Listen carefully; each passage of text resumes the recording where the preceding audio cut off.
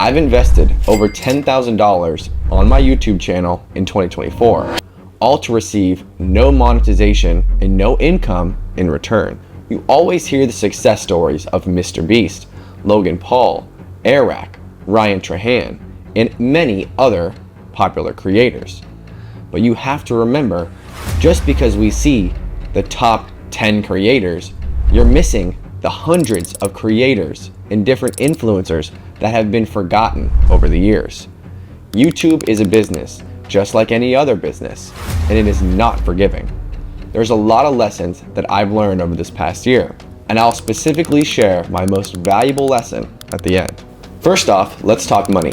$10,000 in a monetary loss. That doesn't even touch the surface of what we had to put in for creativity, planning, and we didn't pay ourselves. This money comes into play when renting a location, buying props, paying out prize money, or even our editor costs. These are just some of the costs that we had to incur over this past year. Now, I understand.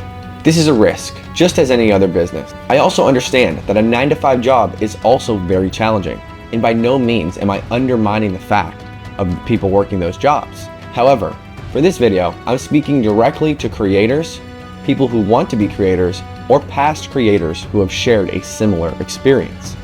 I want you all to know that this is not an easy journey ahead. And I'm not some YouTube guru that's going to sell you a course. I'm just going to go over all of my experiences to help you grow the best. I also wanted to prove to you that I am not monetized on YouTube. Here's my creator studio with my eligibility, showing that I have over 12,600 subscribers, but I've only uploaded 2 videos in the past 90 days, as well as my watch time, which is much below the 3,000 needed.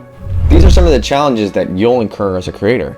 Watch time is one of the hardest things to get, especially if your videos are between the 5 to 10 minute range. Let's go through my first 3 videos of the year. I passed the Army Combat Fitness Test, eating the world's hottest pepper, and how to pass the field sobriety test.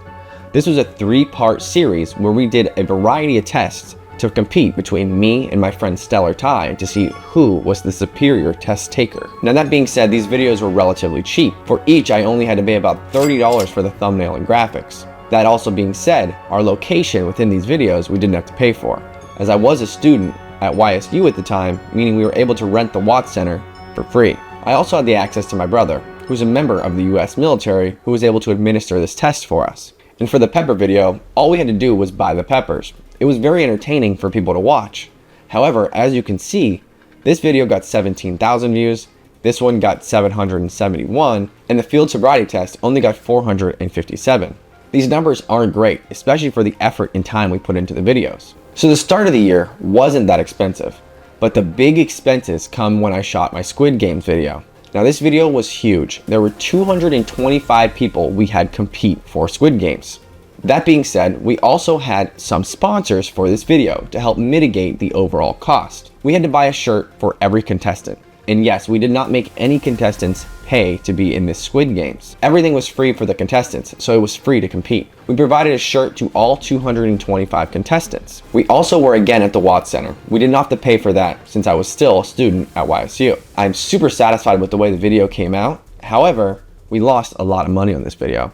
We lost about $5,000 just on this video alone. Every shirt cost us about $10 to buy.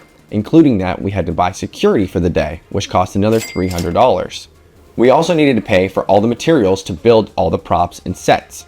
I know it wasn't much props, but we still had to pay for all those cardboards for the glass bridge, all the cookie materials to bake the cookies, and so on. Overall, for this video, we were in about $8,000. Now, I did mention we did have some sponsorships for this video. We had Cricket Wireless and Superior Genetics, who put up some of their own capital in order to support this video. And depending on which package they chose, they were able to get their logo on the shirt as well as some airtime within the video. One of the biggest complaints I got for this video was, why create a video that's going to be second place? Which, thinking about it realistically, is true. Mr. Beast already did this concept and did it the best, way better than we could have ever achieved. So we weren't even aiming to have the best video in this category. We were aiming for second place. Next, moving on to another expensive project, but probably one of my favorite, The Amazing Race. which we had to split up into a 2-part video. We got together 6 teams and had them go through a variety of challenges. For this video, we did charge contestants to participate. We charged each team around $60, which covered their shirt cost as well as some of the other props. That being said, that was nowhere near to cover all the expenses for the video. Most of the businesses in this video were nice enough to allow us to use their space or their services for free, which we greatly appreciate to all the businesses that helped us. But specifically, the skydiving cost about $1,000 in total. We did have 2 of our participants skydive at the very end of part 2, which costs about $1,000. But overall for these videos, only getting 916 views and 392 views is kind of disheartening, as we tried to learn from what we did with the Squid Games and make it even better. The Amazing Race is a TV show which no one has yet adapted on YouTube, which is something we really tried to emulate in this video. That being said, to get so little views and spend so much time and effort in these videos is disheartening. And now in 2025, I've released 2 videos. I'll go over these at the end of the year. However, as you can see, our view count has decreased significantly to 205 views and 475 views respectively on each video. Now we plan to release many more videos coming this year. However, we will need to allocate different parts of our budget to sustain channel growth as well as potentially make a profit this year. So going into my channel dashboard, some mistakes that I can say that I have made. There have been a couple big mistakes that I really wish I could change. Specifically, the first is focusing on shorts content. As you can see here, some of my top performing content in the past 28 days are the shorts that I posted a while back. Now, these shorts give me new subscribers, sure, but it's not the subscribers that I'm looking for. I'm looking for subscribers that want to watch long-form content, such as my stand-up comedy video or my Squid Games video. So the shorts views I'm getting is giving me inflated numbers that are unrealistic. That being said, I'm not done creating videos. I'm still going to create more videos and try my best each time, because this is something that I like to do. Now, as promised, I told you I would share some of my biggest mistakes from this year. One of the hardest things that I learned and things that I regret doing is this: promotions. Now, back in the beginning of the year, I promoted some of these videos, gaining a couple thousand views on each of these videos, spending around $100 on each. These also gave me significant subscribers. However, that being said, these subscribers are also not the subscribers I want. I want subscribers that are genuinely interested in my content, not ones that are paid for. This also dampens my channel within the natural algorithm and hurts my channel in the long run, which is why I stopped doing it after the Squid Games video. From here, I think this is something that you need to learn as a YouTube creator. If you're creating a channel, your first video might not be successful. Your second video might not be successful. Hell, your first 10 videos might not be successful. But do not pay for promotions on YouTube.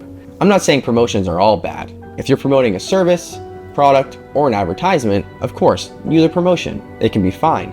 However, for a basic video, it's not the right move. Another big challenge when being a YouTuber is the support around you. It's very important to have support, but from personal experience, I can tell you, it is not easy to get behind someone creating videos, especially your parents, friends, and other people in stable jobs. I can definitely say over the past year, I've been able to get my friends and family to finally see my vision and support what I'm doing, but it has not been easy. For creators who are looking to create a YouTube channel, just know that this is a long road ahead, and there are lots of challenges, and by no means is there promising any financial return. So let me know which point I made resonated with you the best. And if you're going to create a YouTube channel, let me know and I'll check it out. And like I said, you don't have to believe me. You can believe one of the YouTube gurus, but just remember, it's easier to sell a shovel than to dig for gold. Think about that.